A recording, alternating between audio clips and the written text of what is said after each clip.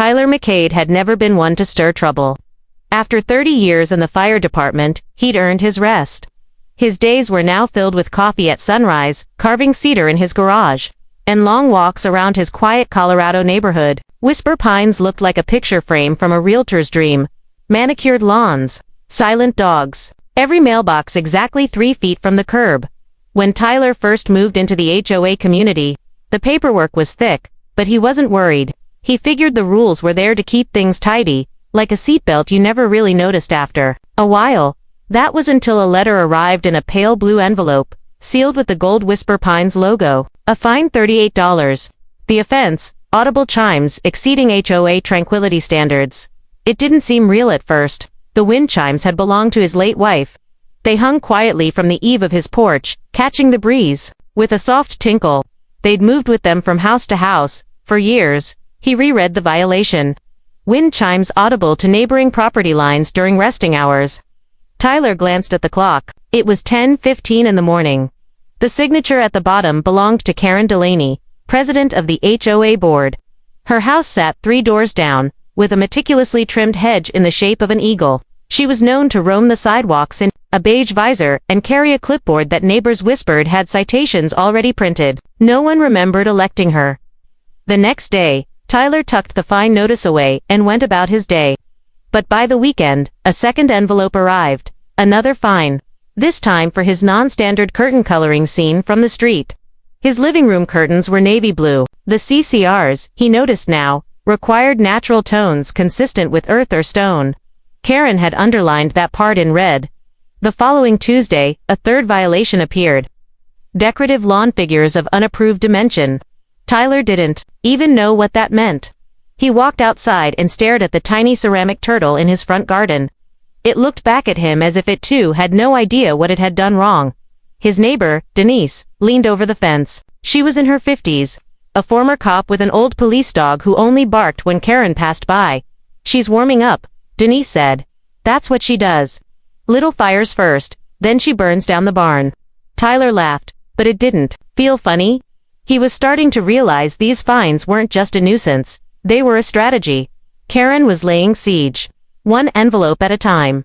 That night, Tyler watched from his upstairs window as Karen paced the sidewalk, clipboard in hand. She stopped at each house, jotting things down in a rhythm that seemed oddly personal. He caught her pausing in front of his garage, staring at the cedar sculpture he'd been working on.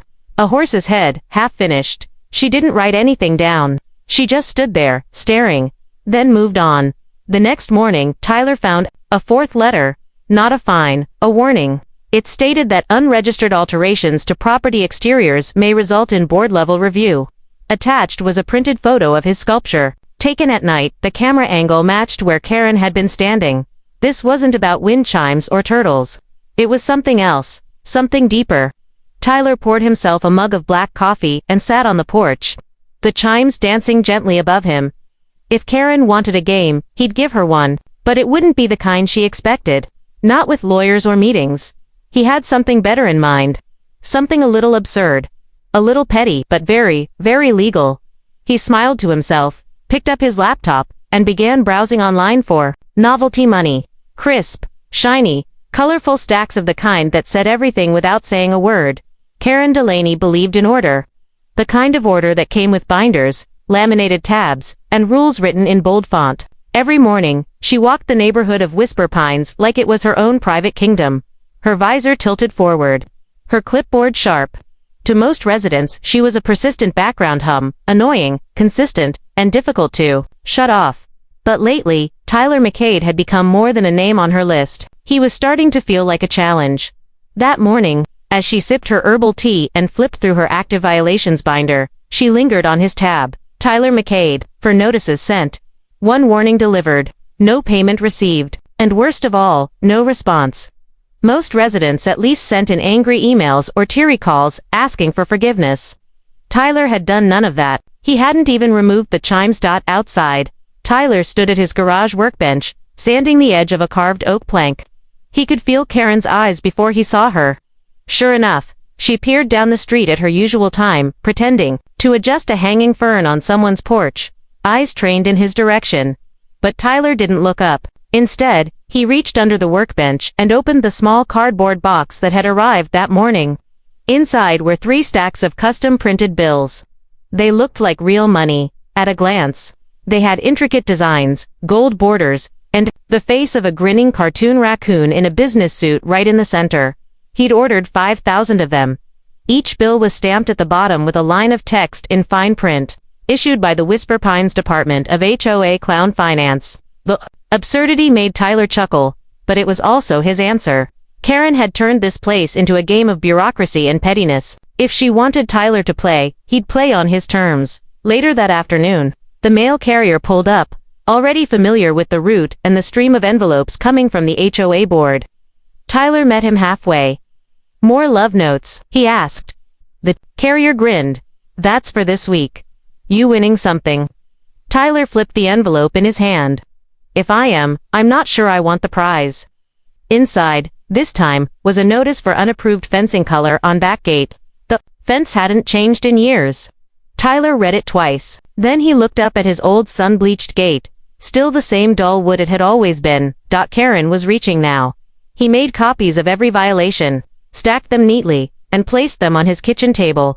Then he took out his phone and started recording a log, just for himself. Day 10. The chimes are still up. I've committed the crime of blue curtains, housing a ceramic turtle, carving wood in daylight, and owning an unpainted gate.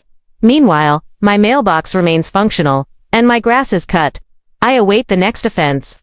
Across the street, Alex, a tall, silent former Army medic with a talent for mowing his yard diagonally, stepped out with a beer in hand.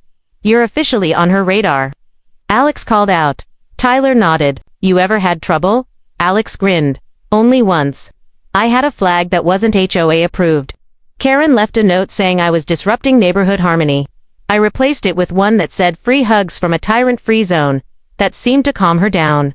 Tyler shook his head, both amused and intrigued. Whisper Pines was quieter than most places he'd lived, but under that silence was something strange. It wasn't just about cleanliness or standards. It was about control. Later that night, Tyler typed up a formal response to the fines. It was written in perfect legal language, complete with citations to the HOA bylaws. He printed it, slid a fake bill into each page, and sealed them in matching envelopes. Then he walked down to the HOA drop box near the clubhouse, humming under his breath. The moonlight was soft. The wind chimes sang faintly above the porch, as if in defiance as he dropped each envelope. A motion-activated camera clicked. Someone was watching, and just before he turned to head home, Tyler spotted a pair of headlights idling across the street. Karen's SUV. She wasn't coming to talk. She was collecting evidence, but Tyler wasn't worried. Let her try. This wasn't about decorations anymore. It was becoming something else entirely, and Karen, for all her laminated rules, didn't realize she had just stepped into a game she didn't write the rules for.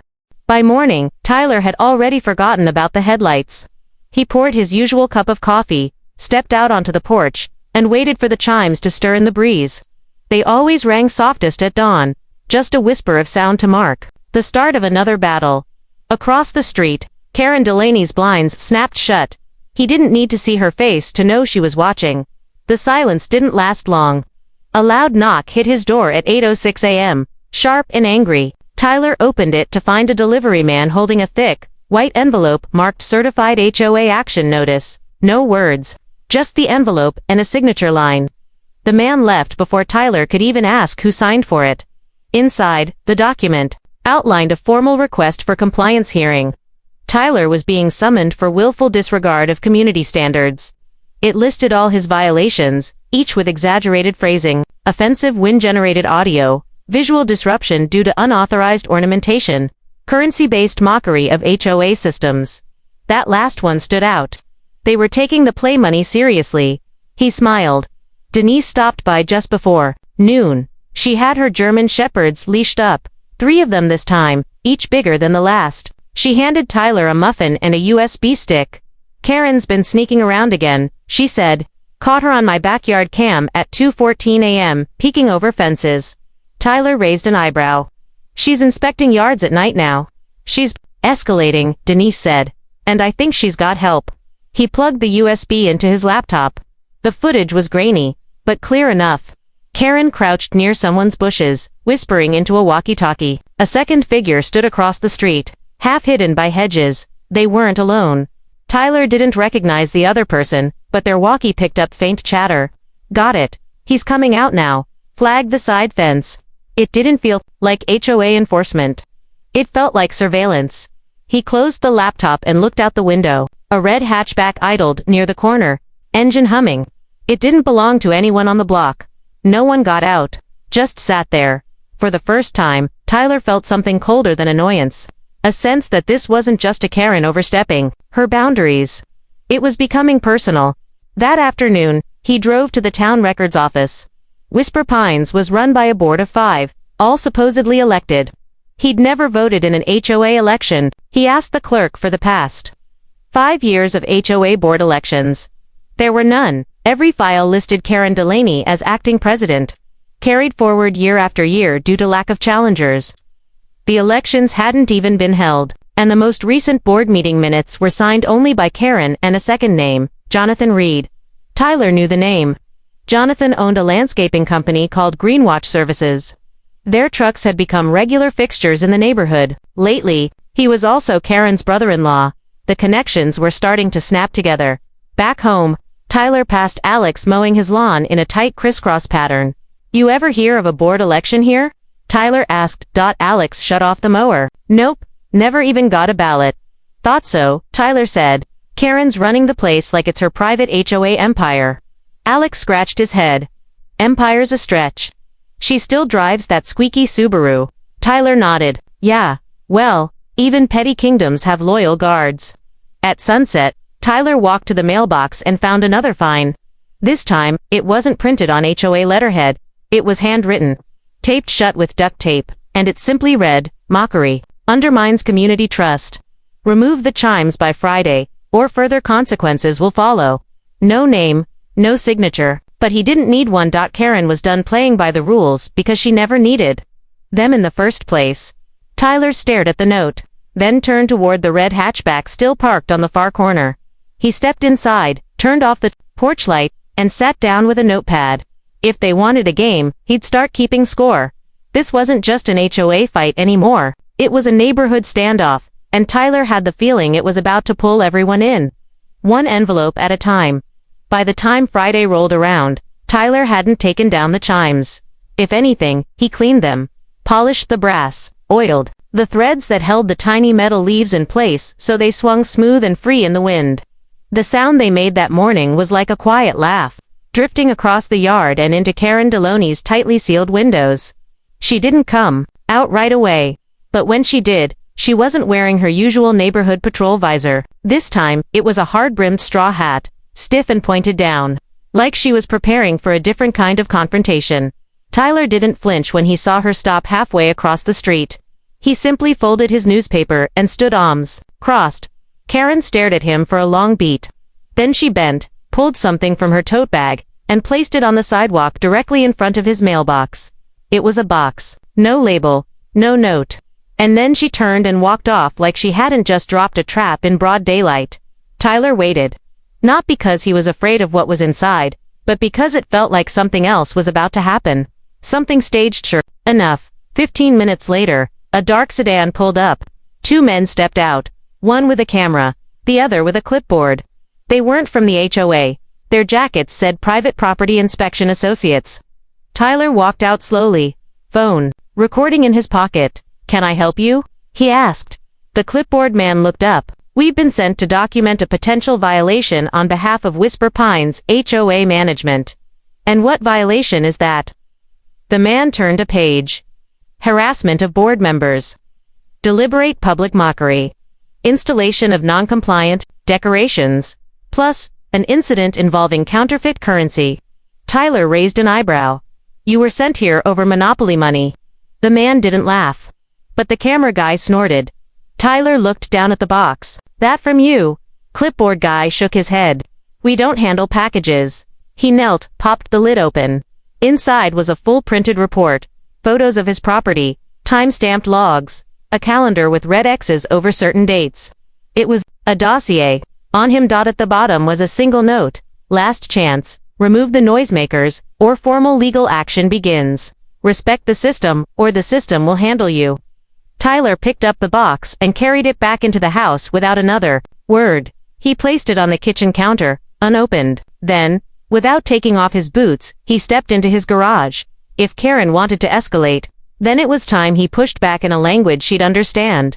He retrieved his custom bills still neatly stacked in the original shipping box and began attaching them to response letters. This time, he didn't bother with politeness. Every envelope was stuffed with a photograph of his legal chimes, a printed HOA bylaw that proved he was within his rights, and 20 clown fund dollars for good measure. Then he went further. He printed miniature signs and stuck them beside his turtle statue, reading officially approved by local HOA Circus Division. One on the gate read, color approved by Board of Nonsense. That evening, he stood on the sidewalk with Denise and Alex, quietly drinking beer as the sun dipped behind the rooftops. They watched as Karen came out again, this time with her husband Jonathan trailing behind her. Jonathan wore a company polo, Greenwatch Services. He didn't say much, just snapped photos and muttered things like "we'll bill for that removal" and non-complaint signage. Tyler could see the fury simmering just behind Karen's smile. It wasn't about control anymore. It was about humiliation. She hadn't gotten Tyler to flinch. Worse, the neighborhood was starting to notice. People had begun walking slower past his yard. Some nodded, others smirked. No one tore down the signs. That night, Tyler sat at his desk and typed up something new. A motion to call a special HOA board election. He researched the bylaws, found the clause buried in Section 17. If he could get 1/3 of the homeowners to sign a petition, the board would be forced to hold a public vote. It was a long shot, but not impossible. He printed 20 copies and slipped them into folders labeled "Change Starts Here." On the back of each one, he pasted a single bill with a smiling raccoon. Just before he went to bed, Tyler noticed a shadow at his window. Not close, just at the edge of the driveway. He flicked on the porch light, fast. But the figure was already gone. Tyler didn't sleep that night. Not because he was afraid, he'd faced worse in firestorms and collapsed roofs, but because something had shifted. The game Karen was playing had moved from nuisance to obsession, the kind of obsession that started with notes and fines, and ended in courtrooms. The morning air was still, too still, no chimes, no dogs barking, no kids on bikes. Whisper Pines had gone silent, like the whole neighborhood was holding its breath. By mid-morning, Tyler's doorbell rang. A courier stood at the door with a stiff envelope and a forced smile. "Delivery for Mr. McCade. You've been formally served." The man left before Tyler could ask what for. Inside was a letter from a local law firm. Karen had hired attorneys, real ones, on official letterhead.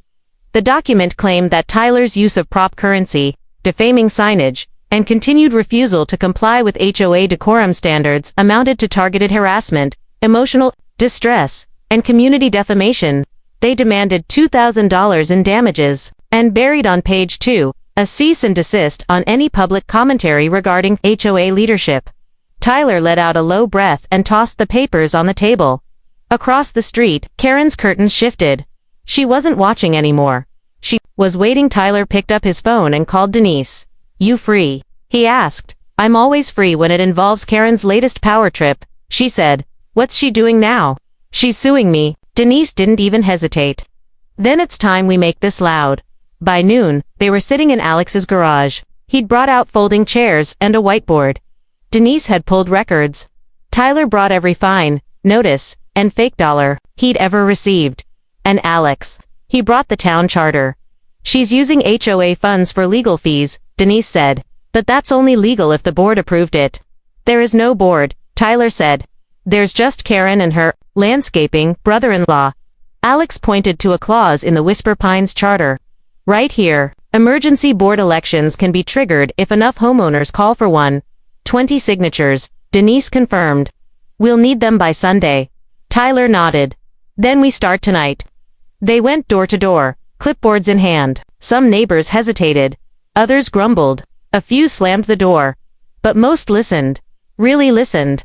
Tyler told them about the fines, the lawsuit, the surveillance photos, and about the petition. By sundown, they had 14 signatures. Karen must have heard, because the next morning, every single house that had signed the petition had a letter taped to their front door. Not mailed. taped, all of them violations, vague ones, noise, trash cans, window screens. Most of them expired or imaginary. Tyler stood on his porch, watching it happen. Karen walking briskly from yard to yard, Jonathan following with a camera, snapping pictures like they were documenting a crime scene. Denise came marching down the sidewalk, a letter in her hand and fury in her eyes. She thinks this is going to scare people, she said, because this is doing the opposite. By the end of the day, the petition had 27 signatures. That evening, Tyler delivered the paperwork himself to the HOA clubhouse Dropbox. Then he sat on the bench outside, waiting, just to see what would happen. At exactly 8:30 p.m., Karen pulled up in her Subaru. She didn't speak as she got out, didn't even glance at him. She marched straight to the Dropbox and opened it. She saw the petition. Tyler watched her freeze. Then slowly, she took out her phone and started dialing. He heard her voice, low and sharp, double quotes no. Now, we need to shut this down before it spreads. Yes, all of it. Tyler waited for her to hang up, then he stood. This is legal. Karen, you know that, right? She looked at him for a moment, her face unreadable. There are things in that charter you haven't read, she said. Things you don't understand. You think this is a game. But some of us have worked very hard to keep this place stable. Stable, Tyler asked, or controlled. Karen didn't answer. She turned and walked away. And as she drove off, Tyler saw something he hadn't seen before. Not fear, but desperation. Something was unraveling, and he had the feeling it had nothing to do with wind chimes. Saturday morning came with a strange kind of quiet. Not the kind Tyler appreciated, the calm of wind in the grass, or birds before sunrise, but a loaded quiet. The kind that meant something was about to snap. He brewed his coffee slow and deliberate, listening for the chimes. They still hung, proud over his porch, untouched and ringing softly. He'd half expected Karen to send someone to remove them in the night, but they were still there, so was the red hatchback. It hadn't moved from the corner in 2 days.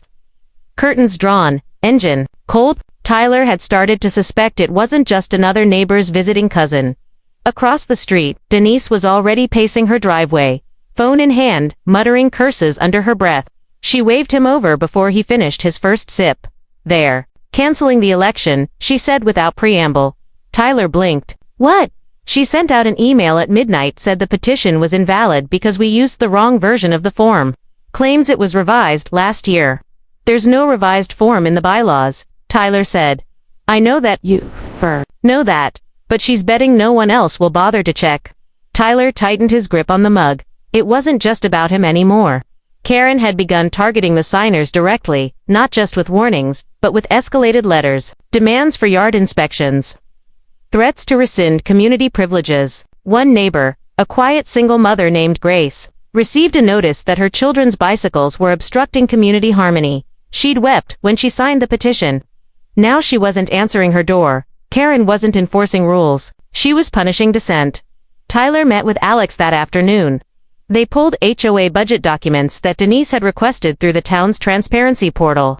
The files were messy, incomplete, but what they found was enough to shake loose some real concern. Tens of thousands of dollars had been paid from the HOA account to Greenwatch Services, Jonathan Reed's company, over the last 12 months. Lawn treatments, head shaping, seasonal foliage maintenance. And then there was the personal reimbursement list, spa visits, hotel receipts, catering. All under the name of board hospitality expenses. You see this one? Alex asked, pointing at a digital invoice. $1,700 for a landscaping consulting retreat. That's the Comfort Inn off Route 12. And this? Tyler scrolled. $1,200 for HOA logo redesign.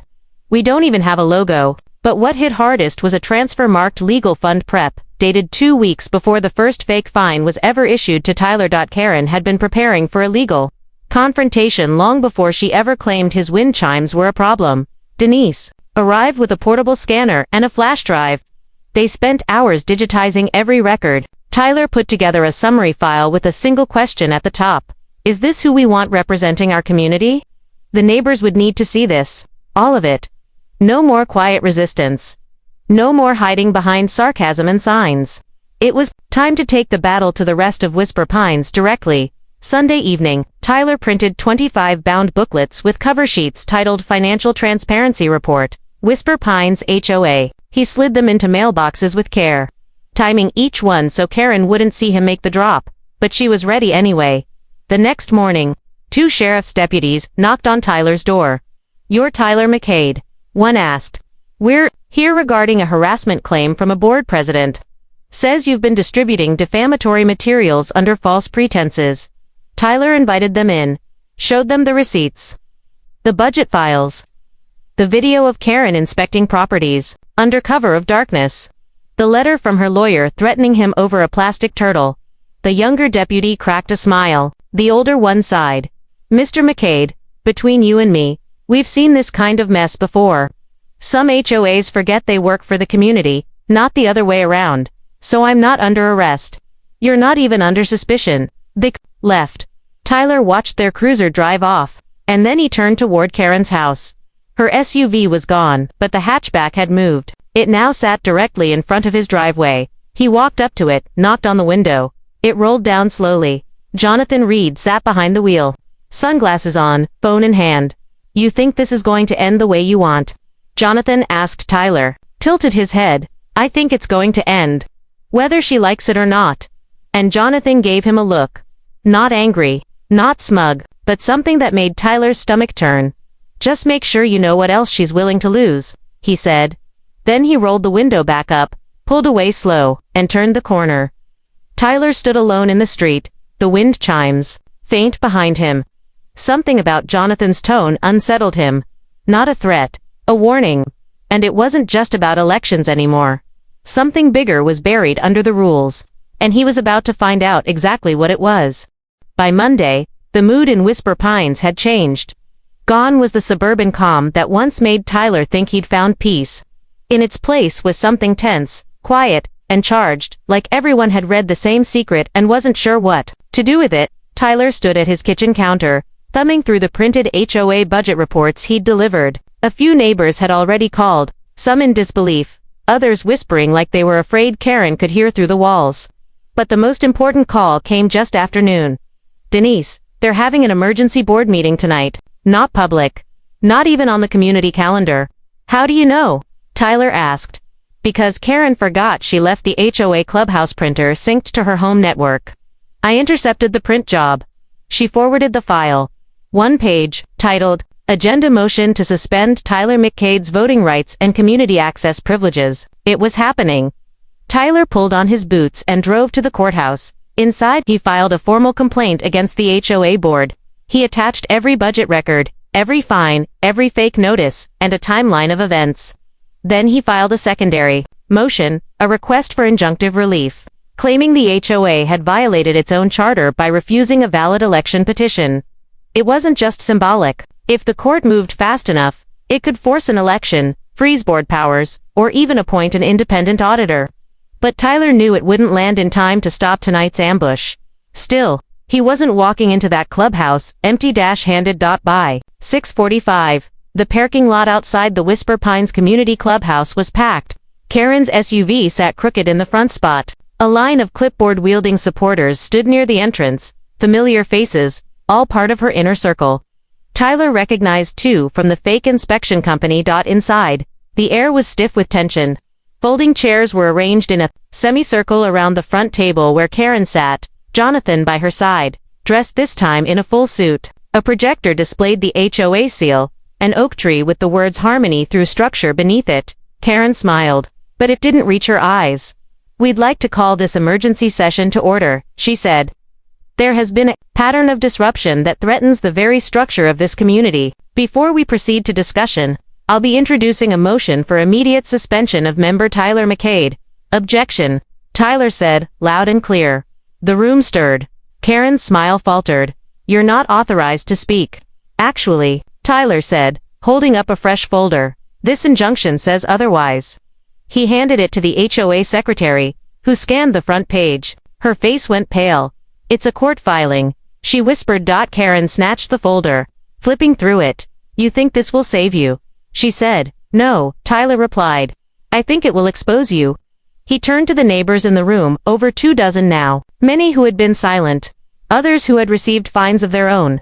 He pulled up a small projector and plugged in a flash drive. A slideshow began.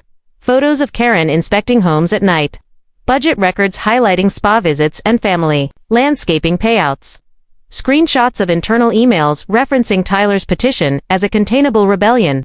The final slide showed the HOA charter, section 17.3. The clause that protected the right to call an election, the very one Karen had claimed was invalid. "I didn't break the rules," Tyler said, voice steady. "I followed them. You didn't. You've used this community like your own private fiefdom, fining us for invisible crimes, funneling money, intimidating neighbors. That ends tonight." Karen stood, trying to compose herself. "This is a smear campaign." "Then prove it," Tyler said. "Call the vote." The room fell into silence. It was Denise who spoke next. "I second the motion for an emergency board election," Alex added, "and I move to suspend Karen Delaney and Jonathan Reed from their board roles pending investigation." A soft murmur spread through the room, followed by several nods. Karen's eyes flicked from face to face.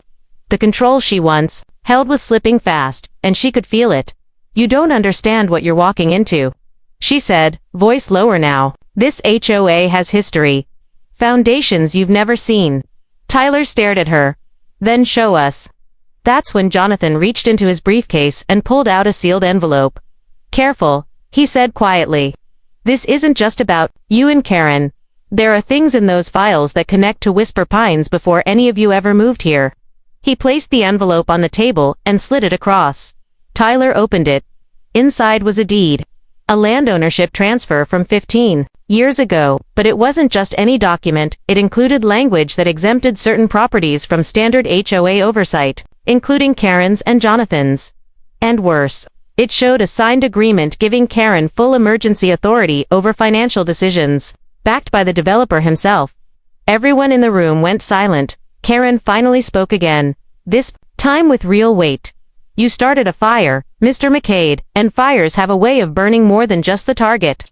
Tyler looked down at the paper, at the signature that had approved it all. It wasn't Karen's, it was his late wife's uncle, the original landowner, the one who sold the lots that became Whisper Pines. And suddenly, Tyler realized this wasn't just about power or control, it was personal. The room felt colder after the deed was revealed. The weight of old agreements and hidden authority pressed down on everyone. Tyler looked around at the neighbors, their eyes wide, some confused, some angry, all unsettled. Karen's smile had disappeared. Jonathan's calm facade cracked just enough for Tyler to see a flicker of worry.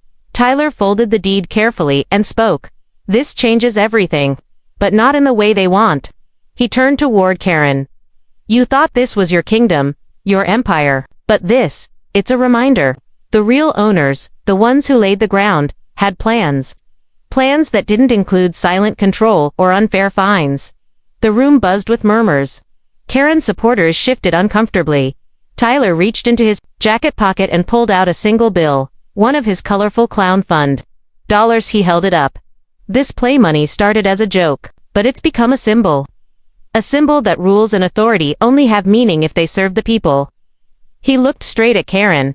"Your lawsuits, your fines, your threats, they don't scare me. And they don't scare Whisper Pines. It's time for change, real change." Denise stepped forward. "We're calling for a new election, an independent audit of HOA finances, and a review of all enforcement actions over the past 2 years. No more secrets." Karen opened her mouth to reply but hesitated. The room's energy had shifted. She knew the tide was turning. Suddenly, the clubhouse doors burst open, and a man in a dark suit walked in, the county's new HOA compliance officer. A man Tyler had quietly contacted weeks before. "I've been authorized to oversee the election process," he announced, "and to investigate all complaints against the Whisper Pines HOA board." The neighbors erupted in quiet applause. Karen's face went pale. Jonathan's jaw tightened. Tyler smiled. "Looks like the game just changed." Weeks later, the election was held. The community voted overwhelmingly to replace the old board with new members, including Tyler, Denise, and Alex. The financial audit exposed misused funds, which were repaid, and new transparency rules were adopted. Tyler's chimes rang freely on his porch. The tiny ceramic turtle remained, now with a little sign that read, "Neighborhood Watch HQ." But the story didn't end there. In the months after Karen and Jonathan moved out, Tyler found a thick folder in his mailbox. No return address. No signature. Inside were documents, blueprints, and letters hinting at plans for a new HOA in a neighboring community. The handwriting on the cover read simply, Whisper Pines Phase 2. Tyler's smile returned, wider this time. He folded the folder, pulled out a fresh stack of his colorful bills, and placed them neatly on his desk. If Karen thought she could start over without him knowing, she had another thing coming. And Tyler was ready? The neighborhood was watching. The game was far from over. But this time, the rules were his.